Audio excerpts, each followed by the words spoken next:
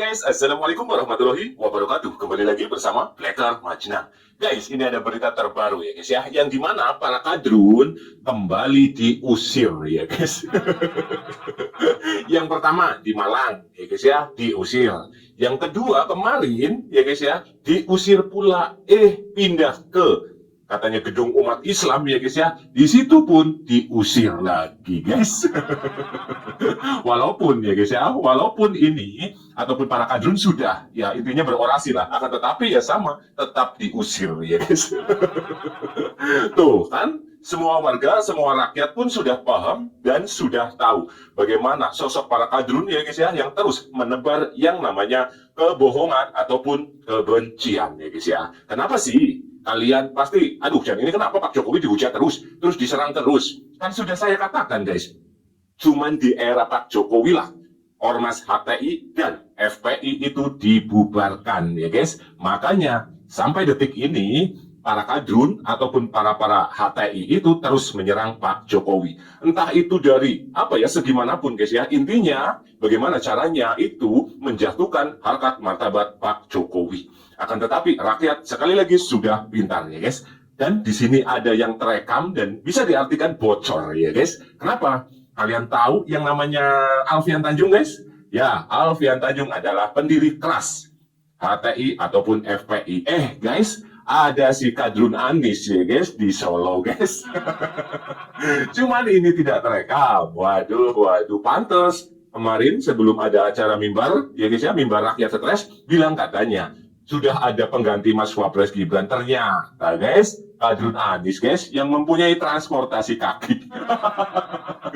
Tapi tenang guys, tenang ya, sudah dibubarkan. Dan juga nanti akan ada surprise ya guys ya. Dari siapa guys? Dari Presiden Prabowo Subianto yang katanya akan minta maaf dan akan menemui Bapak Jokowi. Masalah apa? Ya, masalah Bank Emas ya guys ya, yang dulunya dibangun oleh Pak Jokowi, kini diresmikan oleh Pak Prabowo. Makanya Pak Prabowo akan datang ke Solo. Lagi dan lagi Pak Jokowi menang ya guys.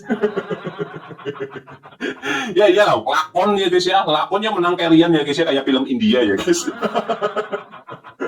Tapi di sini ya guys ya, nih ada video yang dimana apa sih ya, tertuliskan bahwa mobil Roy Suryo ataupun Roy Panji itu dibalangi guys ya, dilempari batu guys. Haus ya guys. Dan juga di situ tertulis nepalkan Roy Suryo. Waduh, ini mantap ini ya. Soalnya apa? Sekarang mereka sudah masuk ke dalam provokator, pengganti si Sangkuni Amin Rais ya guys ya. Ini fakta dan nyata. Sekarang selagi menyerang yang namanya rumah pemberian negara untuk Pak Jokowi. Padahal kita tahu sendiri guys, rumah termahal ya guys ya, itu masuk ke SBY ya guys ya, bukan Pak Jokowi, akan tetapi SBY sebesar 300 miliar. Akan tetapi mereka diam. Saya paham kenapa mereka diam. Kalau mereka nyerocos, duitnya ora cair ya guys. Oke, tanpa panjang lebar, yuk kita simak dulu videonya. Rakyat harus tahu, pemerintah juga harus tahu bahwa rumah baru Jokowi yang akan diresmikan nanti pelanggaran terhadap Undang-Undang Nomor 7 Tahun 78 Pasal 8, Kepres 81 Tahun 2004, Permenq Nomor 120 Tahun 2022. Satu lagi bagi warga Solo, kenapa tidak menggunakan kontraktor asal Solo? Apa Solo tidak punya insinyur hebat, malah menggunakan kontraktor asal Bali? Kok maunya menggunakan kontraktor luar? Memang pekerja-pekerja kasarnya dari Solo, tapi yang menikmati keuntungan adalah PT Tunas Jaya Sanur, itu dari Bali. Aduh. Kenapa rela? Gitu loh. Aduh. Saya tidak memprovokasi, tapi ini fakta yang terjadi. Saya tidak memprovokasi karena ini adalah fakta yang terjadi. Dobol apa? Bosmu punya bos ente 300 miliar tuh, kenapa nggak diusut ya guys? Lagi dan lagi menyalahkan kenapa bukan dari Solo. Ya karena para Pak Jokowi lah ya guys. Orang Bali memang kreatif dan keren ya guys ya. Bukan berarti orang Solo tidak kreatif, sama keren. Cuman Pak Jokowi itu ingin semuanya bekerja ya guys ya. Itulah kerennya Pak Jokowi. Buktinya IKN itu konstruksi bangunannya semua bukan dari luar negeri, tapi dari dalam negeri, khususnya dari Bali. Makanya Pak Jokowi pengen yang membuat itu orang Bali, ya wajar ya guys. Panci, kalau usah ngurusi Pak Jokowi lah. Walaupun saya tahu Anda itu dikhususkan untuk menyerang Pak Jokowi ya guys ya. Buktinya kamu sebelum menyerang gue mikir dikit ya guys. Harusnya mikir dulu, kenapa saya menyerang Pak Jokowi dengan seperti ini, nanti ada timbal baliknya enggak? Maksudnya, bosnya sendiri kan ada 300 miliar rumahnya guys. Wow kan, kenapa tidak diusut? Kalau pengen menyerang, boknya ya jangan malah membalikan fakta kepada bosnya sendiri ya guys. Deleng Panci, deleng. Rumah yang berlokasi di Jalan Mega Kuningan ini masuk dalam daftar rumah termahal di Indonesia. Aduh, Pemiliknya adalah mantan Presiden Indonesia ke-6 yaitu Susilo Bambang Yudhoyono alias SBY. Rumah mewah ini memiliki harga fantastis berkisar 300 miliar rupiah. wow. Rumah SBY berdiri di kawasan elit persisnya di belakang gedung kedutaan besar Qatar. Karena berada di zona elit, harga tanah di sini pun sangat mahal. Untuk diketahui, harga per meter persegi tanah di sini berada di angka lebih dari 90 juta rupiah. Waduh, Rumah SBY dibangun dengan gaya arsitektur modern kontemporer. Jika dilihat desain bagian luarnya, praktis dan fungsional namun terkesan mewah, temboknya dicat dengan perpaduan warna coklat dan abu-abu. Perbedaan yang paling mencolok dengan beberapa rumah di sekitarnya, adalah ukuran rumah SBY yang terlihat lebih besar dibandingkan beberapa rumah yang ada di sekitarnya.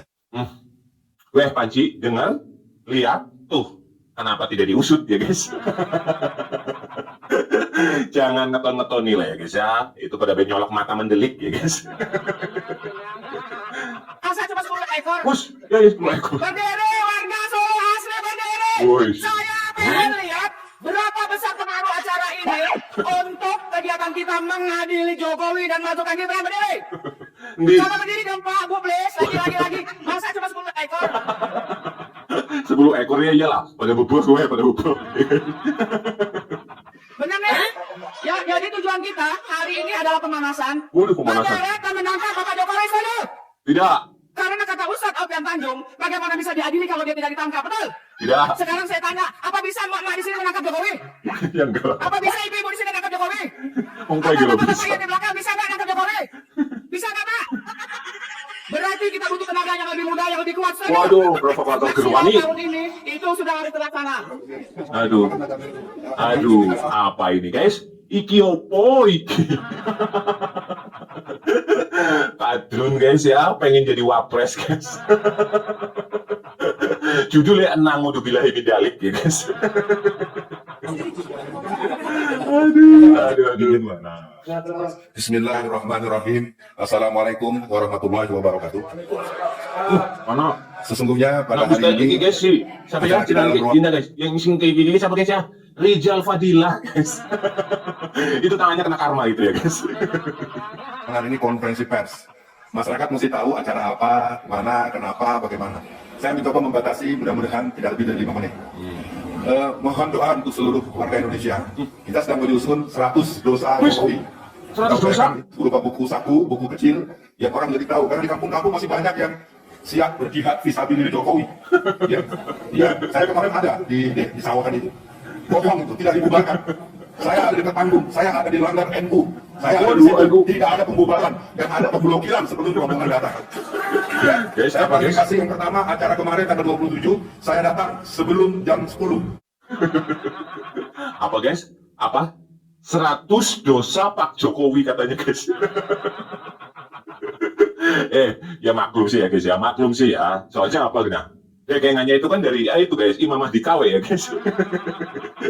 Ya wajar ya guys ya, kalau mereka para kadrun bisa tahu dosa-dosanya ya guys. Kadrun nih ya, walaupun saya bukan ustadz ya guys ya. Ini katanya ngaku-ngaku ustadz guys ya, ustadz HTI guys. Nih, saya memang bukan ustadz, ataupun ya kurang mengerti tentang agama. Setahu saya, yang bisa dan tahu tentang dosa dan amal kita sebagai manusia, gue mukur sang pencipta, sing gawe. Gini gue ujuk-ujuk bisa nulis ya guys ya, bisa nyata dosa-dosa. Luar biasa ini ya guys ya, luar biasa ini para kadrun ya guys ya. Maklum, pendiri HTI dan ingin sekali ya guys ya menjadikan Indonesia sebagai negara khilafah ya guys ya, yang dimana khilafah itu adalah anti yang namanya demokrasi ataupun otoriter guys itu. Tapi sekali lagi anehnya, kenapa para kadrun itu pada mendukung? Kalau bukan orang goblok berarti orang tolol ya guys. Karena kalau sampai Pak Anies Baswedan menang, ya, dan jaringan yang saya bangun selama hampir 40 tahun juga nanti saya akan bilang, pulihkan Hizbut Tahrir. Tunggu, Kira-kira terima kasih gak tuh sama Pak Anies Baswedan? Tunggu. Makanya saya ketemu Anies 2 kali, itu serang aja. Saya orang yang dari dulu asik kemana aja asik. Kalau ketemu saya di Solo, so jadi kita ngobrol, foto-foto bareng. Nah kemudian tanggal 16-nya, 2 hari kemudian ketemu di Jogja. Jogja saya sampai saya bisikin. Nis, Bang Anies, gue bantu lo, tapi gue gak ada dekat sama lo ya. Tapi kalau lo gak belain Islam, gue gak jadi bantu lo. Maksudnya apa Bang Alfian? Ya gak mau gue bantuin, ngapain? Ya udah. Masih ingat kan video Alfian Tanjung, sang tokoh dari organisasi pelarang HTI? Dalam sebuah video yang beredar di Twitter, Alfian Tanjung mengatakan bahwa dirinya akan meminta Anies Baswedan untuk memulihkan Hizbut Tahrir atau HTI. Dia akan mengaktifkan sel-selnya dan jaringan HTI untuk mendukung kemenangan Anies. Bahkan secara terang-terangan, Alfian menyebut Anies Baswedan sebagai sosok kunci tegaknya khilafah di Indonesia. Krungu? Krungu apa ora kowe? Hah? Krungu ora? Kowe, para pendukung Panci dan lain sebagainya ya guys ya, tuh lihat. Kalian pengen negara kita, negara Indonesia tercinta, jadi negara khilafah, jadi negara Islam, anti demokrasi, mikir goblok kowe ya. Aduh, sudah saya katakan berkali-kali ya guys ya. Musuh Pak Jokowi itu bukan hanya orang dalam, tapi orang luar pun sama. Jadi luar biasa. Makanya Pak Jokowi diam dan cuma dibantu oleh Allah Subhanahu wa Ta'ala plus rakyat Indonesia yang waras. Tapi tenang, alhamdulillah warga Solo tetap cinta Pak Jokowi ya guys ya, sing waras tapi ya guys. Karena apa? Oh, nah buktinya dibubarkan ya guys ya, dibubarkan lagi guys ya. Dan yang lebih gongnya lagi, mobil Roy Panci malah digebuk karo watu guys, dilemparin batu guys. Misal kecewa kepada pendukung Jokowi yang tidak menghargai demokrasi. Orang lagi demokrasi matamu. Berpendapat itu tidak boleh. Ini hak dijamin undang-undang, kebebasan berpendapat. Undang-undang 45 pasal 28 kebebasan berserikat, berkumpul, mengeluarkan pendapat. Juga diatur di Undang-Undang Nomor 9 Tahun 1999 berbicara. Kenapa dilarang? Apa sih larang? Ini. Artinya ketika memang mereka mau datang untuk membubarkan ini, berarti udah ada semacam persiapan gitu. Sudah siap. Sudah siap, ada banyak. Ini yang mau melawan sampai sekarang. Kalau mereka datang baik-baik, mau berdiskusi siap. Mau bicara siap. Ya. Masih mau pakai cara baik-baik setelah ini. Lihat guys, Bu, lihat guys, nempelkan Roy Suryo deh, kakak selesai. Oh nah, tuh, mobil Panci mobil guys ya. Tuh, iya boy, haus belum haus. Haus ya guys ya. Ini nggak tahu benar atau enggak ya guys ya. Akan tetapi tulisannya seperti itu ya guys ya. Nepalkan Roy Suryo dan kawan-kawan ya guys. Kalau ini benar, alhamdulillah ya Allah.